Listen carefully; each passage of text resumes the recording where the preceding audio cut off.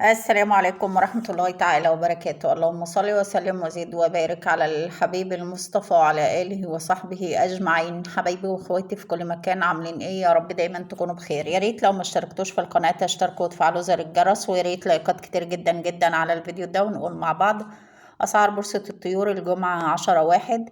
السعر المعلن للفراخ البيضاء 84 جنيه، السعر المستهلك 94 جنيه، الساسو المعلن 87 جنيه، المستهلك 97 جنيه. وما تشتري